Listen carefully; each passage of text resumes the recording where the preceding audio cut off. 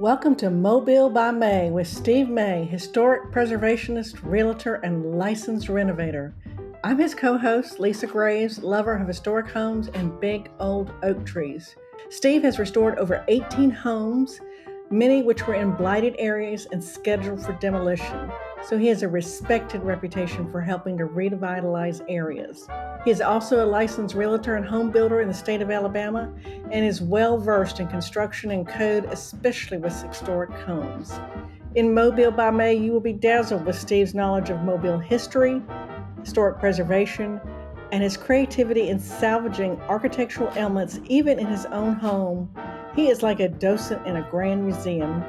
Steve and his family have been residents of the Old Dolphin Way Historic District for over 20 years. He is a realtor with Sam Winter and Company. His knowledge of historic construction, the uniqueness of Mobile's architecture, and his many contacts in the construction industry is a big plus.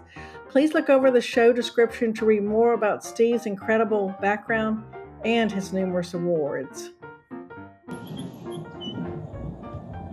Hey, good morning, everybody. Welcome to our second episode of Mobile by May. I thought it would be really fun to showcase some of the architectural elements of my house, which is a Greek Revival style home, and explain how it was designed this way and some of the functionality of it. People always marvel at these massive windows. These are 11-foot tall windows. They're triple sash, so they're designed, of course, to open. The heat is so oppressive here in the summer and so much humidity that they have really high ceilings to allow the heat to rise, and of course to let light in as well. And so I just love the way that this thing is designed. And I want to show you these shutters. These are cypress shutters, which are the original shutters to this home. As you can see, they close within the window, which is so important because we have a lot of hurricanes here. And so this allows to protect your house and where the wind can't get behind it. And they're very lightweight, and they also shed water, so it's so important in this climate. And we have some different timestamps on here where you can see the Roman numerals right here. I1V is 4 and 4. So each of the shutters on the house are marked like that, which is really neat. And then I also I opened this up, so I wanted y'all to be able to see the window weights. See these window weights inside the window? These counterbalance these windows, so that allows them to stay open. There's also artesian glass, which is hand blown. There's just so much that goes into designing a home like this from that time period, and it makes it beautiful, but it also makes it functional. And then you also have this plaster, this old world kind of plaster here, which there's only one other home I'm aware of in the city, which is the Georgia Cottage, which was built in the 1840s, which I believe is kind of true to that era. We also have shutter stops back here where the shutters actually will lock in place on top of these, so it holds them back. So this is just part of the fun stuff that I love to do with these historic homes. They kind of tell a story about the past and the design of them. And this is what I like to share with people so they have a better understanding of the Gulf Coast and some of the different influences that we've had in our city. Hey, good morning, everybody, and welcome to our second episode of Mobile by May. I'm Steve May. I'm a realtor, a home builder, and a preservation enthusiast. And I'm Lisa Graves, and I love historic home and big old oak trees. And today we're going to talk about a lot of different things, but we're going to kind of weave some Mobile history, and we're going to talk about the Architectural Review Board a little bit, and we're also going to talk about this project that Steve is getting ready to start on Old Shell Road. And let me just tell you something. Here's one interesting fact about this oldest house in Mobile. Guess who is related to the owners way back when in the 1800s? A famous singer from New Orleans, who's like very famous now, Harry Connick Jr. And also Rock Hudson. Yep, right next door was Rock Hudson's aunt and uncle lived there. So it's really some cool, interesting facts about this old house. I can't wait to share that. Yeah. Okay, so tell everybody how Mobile got its name.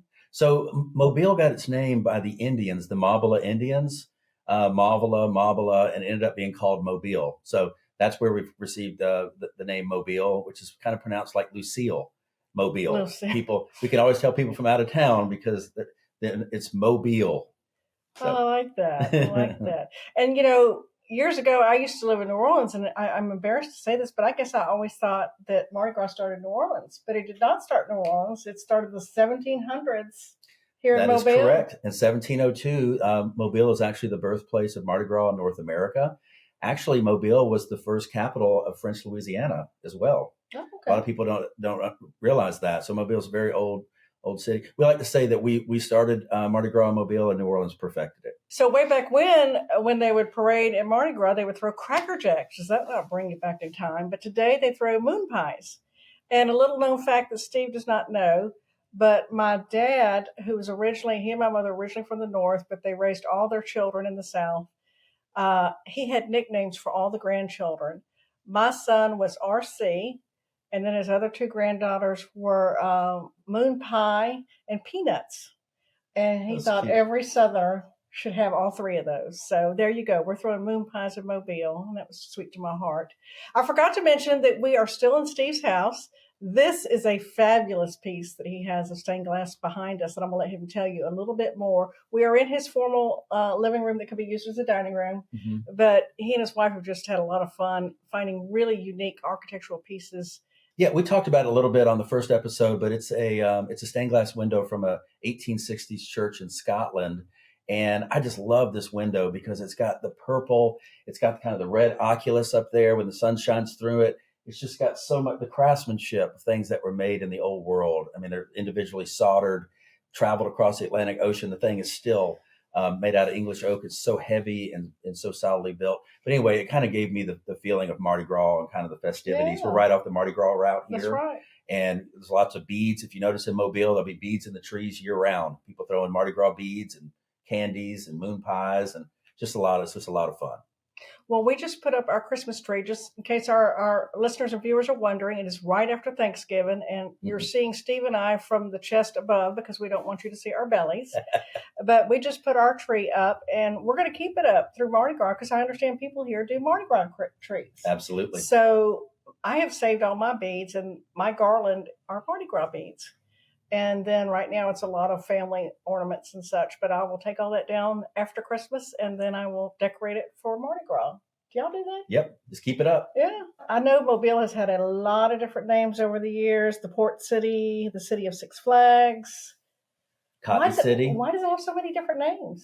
Yeah, I think there's just so many, it's been discovered by so many different influences, right?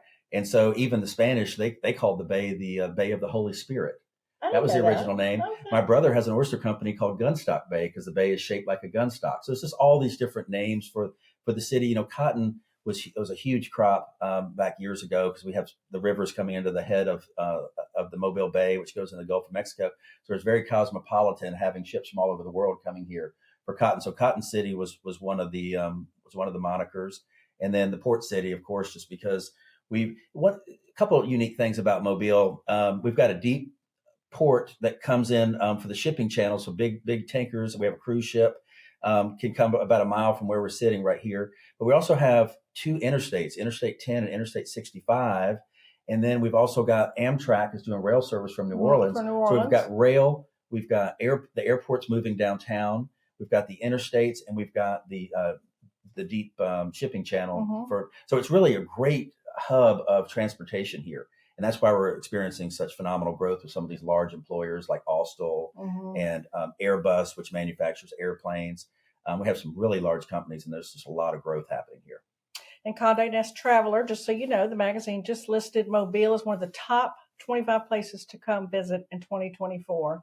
So please come visit, and you can look either Steve and I up, and we are great ambassadors of Mobile. And if we're not available, we know certainly people, the true generosity of human spirit here is real. People love to make you feel very welcome here and included. Yeah, I love to give people tours of the city, of the different historic districts. We have 7 different historic districts, and they all have a little bit different influence. So the closer you get downtown, the older the architecture, and you have some brick townhouses, which are more federal and Italianate, and then you've got Victorian. And you've got kind of we're close to downtown because it's older housing stock, and I just am kind of drawn to the antebellum architecture. But then each district has a little bit different style, so it's really kind of neat to go through the different ones. And downtown to me, of correct me if I'm misspeaking, but downtown to me is more, it reminds me more, and it's not as big as the French Quarter, but the architecture reminds me of the French Quarter. Yeah, it still has some antebellum structures down there, some brick, a lot of ironwork, kind of that French Creole kind of roof design. It kind of just harkens you back to another era, and we have kind of a really concentric downtown, but it's still got a little grit to it. But there's just so much investment and revitalization going on down there. That's just, but it still has that old world kind of vibe to it, which is food for my soul. I love the old stuff. It's interesting when I'm showing people houses as a realtor, sometimes people are drawn to certain types. Like I love the bungalow style, I love and we're kind of drawn to different things. So it's kind of fun knowing that. And then some people aren't even aware of them. I've always loved that house. I don't know why. Well, that's that style of architecture. And I show them another one. Oh my God, it's another one, So it's just kind of fun, the different styles, neoclassical. And we have so many different influences here. That's really rich architecturally for a city this size. It's funny. I was sitting here thinking when Steve just said that, when we started looking here in Mobile for a home, I really didn't have a genre of architecture in mind that I wanted. But as you know, I've told you in the first episode, Steve took me to show me the Duffy Oak. And my husband and I are what you could say tree huggers. And that tree is just unbelievable. And the house that I ended up buying is the one street behind it. And it's a 1920s bungalow. And I just had family come visit me for Thanksgiving, and I have to tell everybody in my family it's a bungalow. And they're like, Lisa, this is not a bungalow. It's bigger than a bungalow. Right. And I'm trying to think, well, what do I call it? It's just a 1920s house. It's definitely got that influence. It's like a bungalow to me. I got to think of another name for it, according to them. It's a beautiful home, though. Oh, well, thank you. Yeah. Thank you. And we did mention in the first episode about the Architectural Review Board. And this brought me a lot of peace when I was investing in Mobile. And it's a voluntary committee. It's everything from an attorney to a historical preservationist. And Steve, do you want to tell them a little bit more about what their role is? I know that the city council appoints them. Yeah, through the mayor. And it's a revised board, but there's very professional people, nine members on this board. And there's architectural historians, historic tax credits, attorneys. There's a lot of really high caliber people that are helping to make these decisions that people are proposing to maybe do to restore their homes, because they want to make sure it's in keeping, with that historical era. And that's so vital, because studies have shown that real estate values in historic districts appreciate faster than other areas, because everyone is under that same guideline, so that there's not one neighbor that can come in and kind of devalue everything. Right. So it's very important, and we're all kind of a community we just love the old houses and the old trees. So, right. But the Architectural Review Board has definitely been very instrumental in helping to preserve our architecture and keep it true to the period. To me, it's a way to describe it would be almost like covenants. If you're in a gated neighborhood where you live now, it's a group of people that really care about history and preserving history. So take a lot of peace in knowing that your investment here will be protected. You're getting ready to start a great project, the Pollard House, the oldest house in Mobile. Yeah, it's the oldest private residence left. It's the third oldest in the city. This house it's a federal, which is very unusual. We don't have very many federal type houses. If you're familiar with the Bishop Portier House on Cathedral Square, it's very similar to that. It's located at 1204 Old Shell Road. This thing is like a museum. I mean, it's got almost foot wide heart pine floors in it. And there's just so much to tell. And we're going to do a tour of that. I'm actually going to be the home builder helping a client restore it and keep it period. But I'm just over the moon excited about this one, because this is going to be a spectacular house and estate. How long do you think it will take you to? I'm hoping within a year we'll be able to get it completed. And will the homeowner stay in it, or will they move while you do the work? He's actually not living in it currently. Okay. So it'll make it much easier for us to restore it without having anyone there. But we're going to give you all a video tour of this house and then talk about some of the details of it and why it's so significant, because Mobile has lost so many of our historic homes through the centuries, a lot of them through fire. Had some huge fires that took out thousands of homes, and then a lot of urban renewal took out a lot of other ones. So we just, it's so important to preserve these homes for future generations.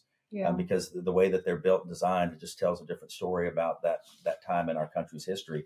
And when you think about this house in 1827, I mean, our country was only 50 years old. I mean, it's unbelievable how, I can't wait to share with you all about it. Hey, everybody. I'm so excited to share with you all about the history of this house. This is the oldest private residence in the city of Mobile. It was built in 1827. It's very similar to the Bishop Portier house on Cathedral Square. Same similar type architecture, Federalist-inspired Creole cottage. So it really helps to tell a story about the city of Mobile and all the different influences that we've had through the years. It's called the Pollard House. It was originally purchased and built by B.B. Pollard, and her father was a captain of a privateer in the American Revolution called the Rattlesnake. So if you think about it, our country was only 50 years old back in this time period, and this was actually part of an old Spanish land grant in 1805 by Joshua Kennedy, where this was purchased. So it's fascinating to me, all the different influences that we have. We have the Spanish, we have the French Creole, we have the Federalist, we have Tuscan columns. So it is almost like a museum. I mean, it's going to tell an incredible story. It has so much of the original flooring, the doors, the mantels. It's cypress framed and has wooden pegs in it.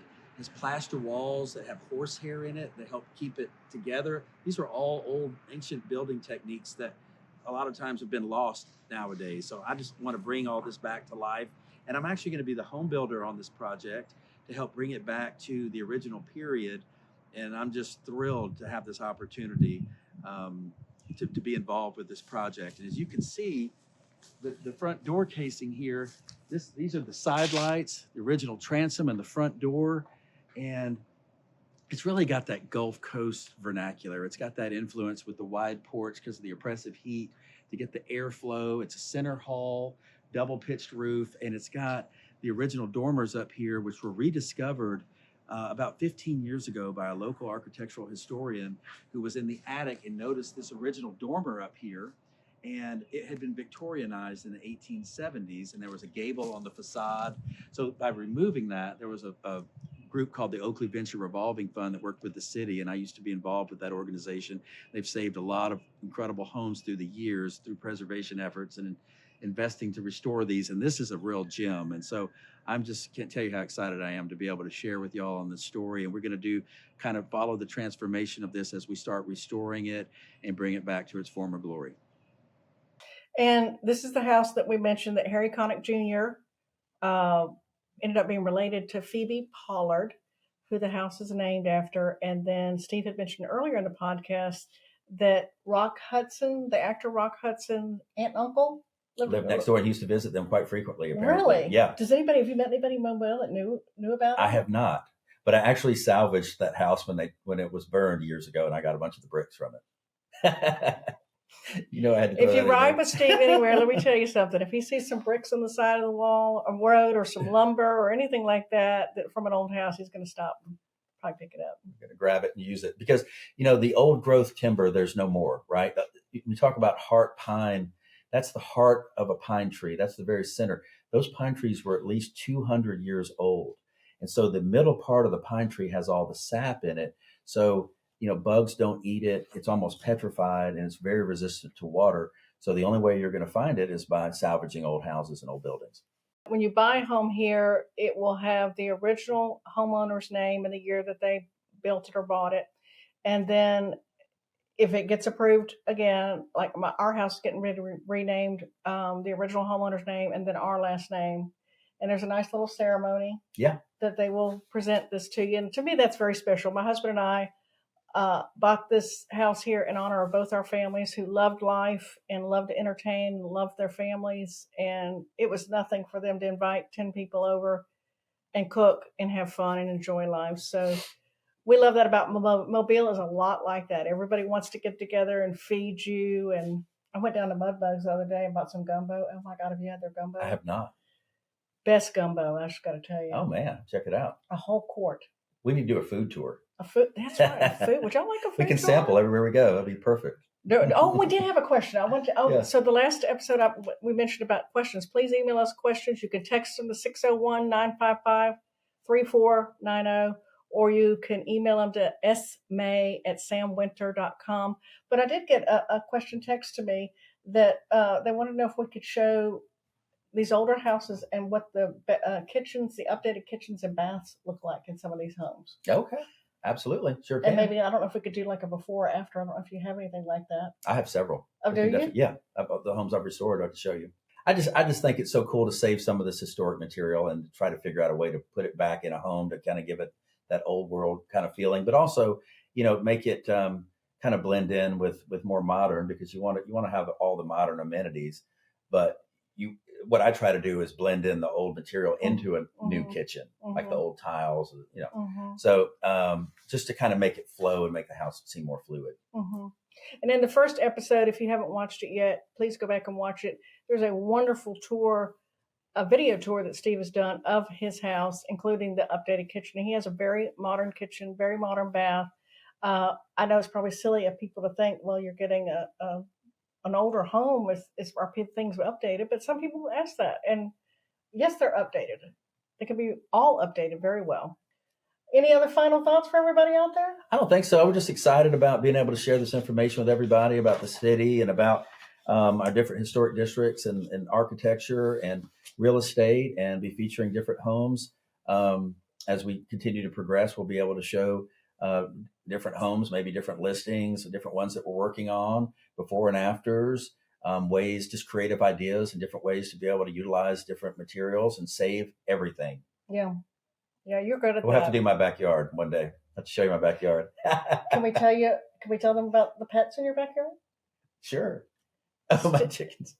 Steve has chickens in his backyard. That's right. And he is near downtown. Isn't that something? So he has fresh eggs all the time, good eggs. I built a chicken coop out of salvage material and even used some ironwork in it. I call it my Victorian chicken prison. But So just remember, you can follow Steve on Instagram, _Steve_May, and you can see lots of videos of all the houses he's redone, which I think you're up to 18. That's right. Yeah. And getting ready to start 19. 19. That's how many do you want to beat the 70? I'm just going to keep on going. I'm just going to keep rolling with it. That's right. Just keep doing what you love. Call it work. Yeah. Well, thank y'all for listening. We so enjoy it, and we're having so much fun with this. Have a great week. Thank you. Hey, good morning. I thought it would be a really good idea to start out and explain to y'all about the Banner and Shield program in the city of Mobile. A lot of times people ask, you see these on a lot of the historic homes, and the importance of this and what it actually means. These are awarded by the Historic Development Commission and through the Architectural Review Board for homeowners that are meeting the historic guidelines for homes built in that era. So it's so important to stay true to that period of time. And so you're awarded and recognized for that. And it tells a story about the city of Mobile and the rich history that we have, because we've got 300 years of different cultural influences, from the French from 1702, the British, the Spanish. We have the Confederacy, the United States, the state of Alabama. So through all of these different influences over the past 300 years, we have just kind of really an old world feel to the city, architecturally, with our food, with our culture, with Mardi Gras. It's just a really great story to tell. It's one of the things that I love to share with people about our city. So this is what the shield represents, is the six flags that have flown over the city. And then we also have the banner, which they will research your home, date the house, identify the first owner of the home, and then your name will be added onto the house. So the first owner of this home was the Stewarts, and then of course I'm the May, so it's the Stewart May house. And they're saying here that it was built in 1871. I personally feel like it's older than that, and I'll tell you why. One of the tells on these old homes are these plaster walls. This is a French influence, kind of a Creole. There's only one other home in the city that has this type of front, and this is the Georgia Cottage, built in the 1840s. Just a lot of the style of this Greek revival, the simplicity of it, the materials that they use. The whole house is built out of cypress, which there was none of that left in the 1870s. But there's just so much. All this together tells just a really compelling story about the people of that time and why it was built and constructed this way, and the materials that they used. So I just want to share this and preserve these historic homes and this information so that these homes aren't gone with the wind. Thank you for listening to Mobile by May. Please make sure to leave us a review on the podcast platform. Share with your friends on social media. We love questions, so feel free to text us at 601-955-3490 or smay@samwinter.com. You can also follow Steve May on Instagram, Facebook, and YouTube.